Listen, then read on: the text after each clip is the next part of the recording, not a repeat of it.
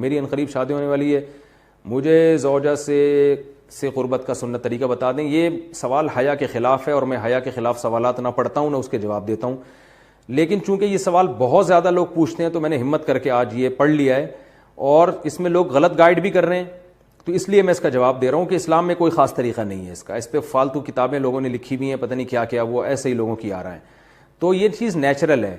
جیسے کوئی پوچھے کھانا کھانے کا طریقہ کیا ہے, تو بھائی منہ میں نوالا ڈال کے چباؤ, نگل لو, خود بخود فطرت سکھاتی ہے انسان کو. تو ایسی زوجہ کے قریب فطرت خود سکھا دیتی ہے.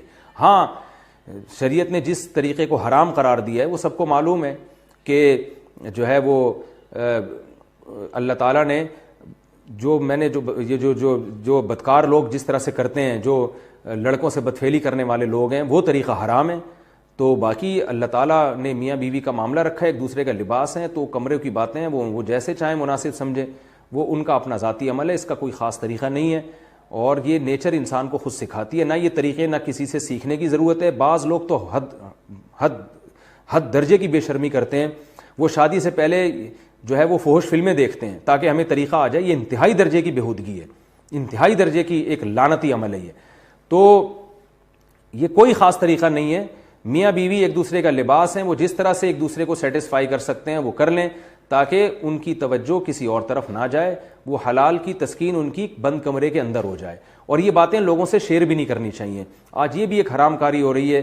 میں بہت سخت الفاظ استعمال کر رہا ہوں اس لیے کہ یہ, اور میرے پاس کوئی ہلکا لفظ نہیں ہے.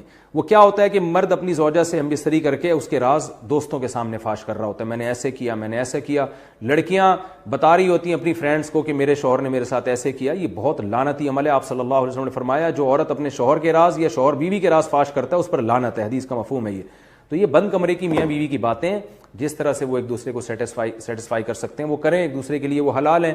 اور بس وہ طریقہ جو لڑکوں سے بدفعلی والا طریقہ ہے وہ طریقہ اسلام میں حرام ہے. اور اللہ تعالیٰ نے حالت حیض میں زوجہ سے ہم بستری کو حرام قرار دیا کیونکہ اس میں گندگی ہے. باپ دیکھیں کہ وہ گندگی اس درجے کی نہیں ہے جتنی اورل سیکس میں گندگی ہوتی ہے. اگر اس میں ڈسچارج ہو جائے بندہ, انسان جو ہم بستری کرنے والا ہے زوجہ سے, وہ منہ میں ڈسچارج ہو جائے, تو آپ سوچیں کہ اللہ تعالیٰ شرمگاہ کو گندگی سے بچا رہے ہیں جس کی وجہ سے حیض کی حالت میں ہم بستری کو حرام قرار دیا. تو منہ جس سے انسان کھانا کھاتا ہے, جس سے کلمہ پڑھتا ہے, اور جو انسان کے جسم میں سب سے اشرف عضو ہے, سب سے زیادہ معزز اور مکرم عضو ہے, اس میں ایسی گندگی کو ڈالنا کہاں سے جائز ہو سکتا ہے, کہاں سے حلال ہو سکتا ہے. تو آج بعض متجدد قسم کے لوگ جو ہے نا اس کو حلال قرار دے رہے ہیں, تو یہ بالکل غلط ہے. تو یہ بات خوب ذہن میں رکھیں کہ اورل سیکس کے ذریعے اپنی خواہش کو پورا کرنا اس طور پر کہ ڈسچارج ہو جائے انسان عورت کے منہ میں, بیوی کے منہ میں, یہ بالکل حرام ہے, بالکل ناجائز ہے. کیونکہ منی ایک غلیظ اور ناپاک اور گندگی ہے اور ناپاک اور نجس چیز ہے.